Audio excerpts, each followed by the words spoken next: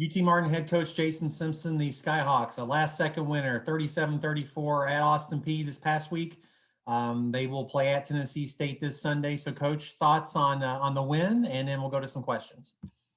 Okay, great. Yeah, thank you. No, certainly very excited. And I was telling the staff, this morning that excited for multiple reasons. Been a head coach here a long time, but I don't know if I've had a game that we won where we had as many players out or before the game, established all conference type players, and then the quality players, they go out with whether it be cramps or injuries during the game. And we hung around and both teams played hard. I mean, both sides played hard. Either team could have won the game, but it just as coaches, as you're trying to teach how to beat the game, and you don't turn the ball over, and it's a next man up mentality, and you get down to your third team quarterback. And one time I looked on defense, I think we had 6 first or second year players in the game on defense, and you're able to get some stops there in the last 6 minutes of the third quarter and all the fourth quarter. And then a freshman kicker makes a big kick. Very satisfying win. Proud of our program, proud of our kids. I don't have to get into specifics, but the injury to Dresser win and just what that does for your team. And they all came over to him when he was in the cart and rallied around him. I guess it could really impact you negatively, or you can rally and close the game out strong. Just thoughts on that? Well, yeah, I mean, first and foremost, our thoughts are, with Dresser, and he had procedure yesterday, and so he'll be out, the rest of the year. But fortunately, wasn't as I mean, it was serious, but it wasn't. It looked awful, but apparently it's the same type of procedure that maybe Tua had at Alabama on an ankle. So hopefully he'll be fine and be back in a couple months.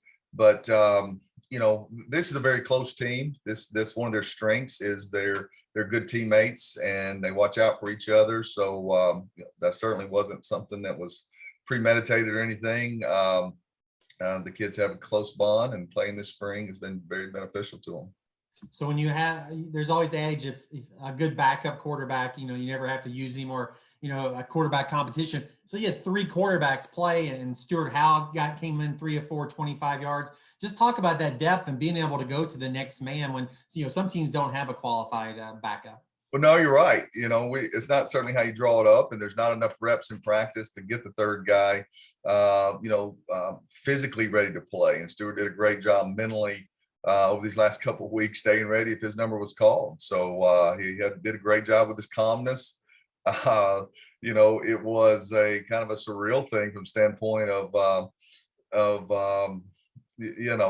didn't play perfect, but made a big third down throw to extend the drive, and then on the third down to be able to wiggle out of a pressure and make I guess it was a 13-yard completion, keep us in field goal range.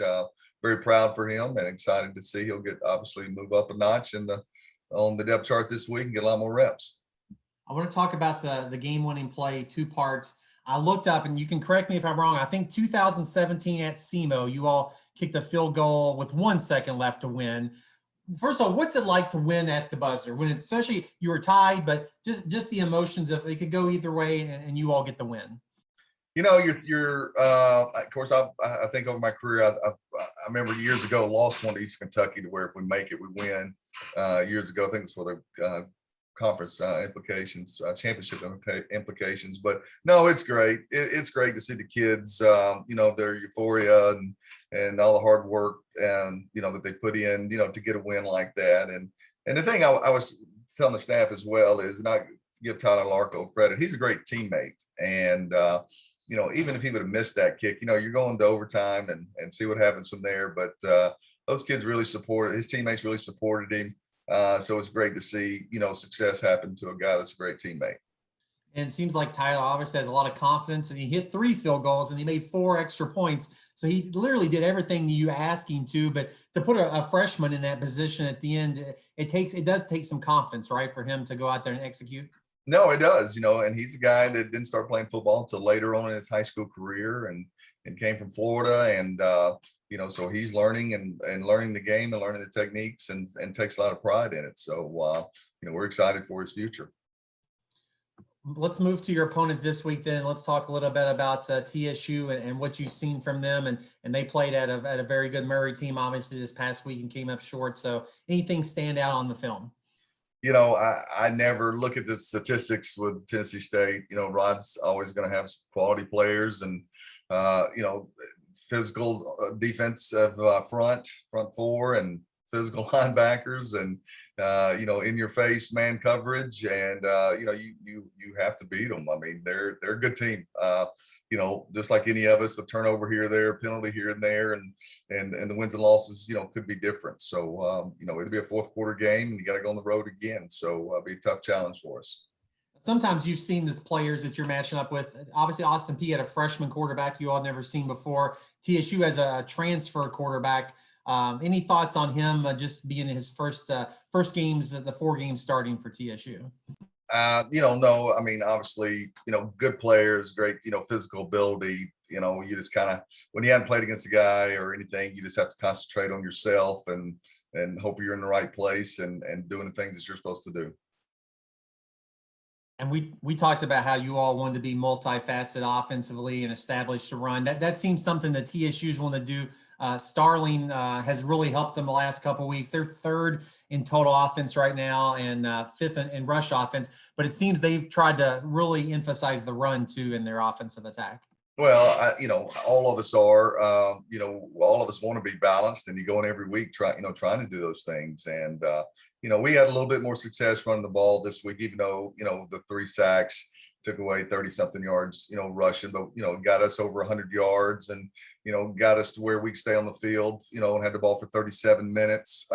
You know, so, you know, and obviously, you know, our quarterback is accurate, and we've got some good receivers, but, you know, no, we've got to be able to run the ball as well.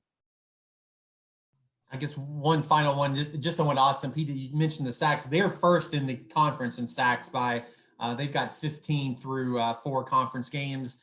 What is it like facing that type of pressure, and how do you learn from that facing teams, you know, the last 3 weeks of the regular season? Well, I mean, they've got good schemes, and they've got some transfers and some guys with some twitch, and did a nice job. You know, now, you know, some things that we didn't do, we ducked our head and you know, got swam at the line of scrimmage or took bad sets, but you know, that's certainly not their fault. They were rushing the passer well, so we've got to do a better job with that, protecting the quarterback. That's all the questions we got for you this morning, Coach. Thanks for your time. Best of luck Sunday, and we'll talk to you next week. Hey, thank you, Kyle.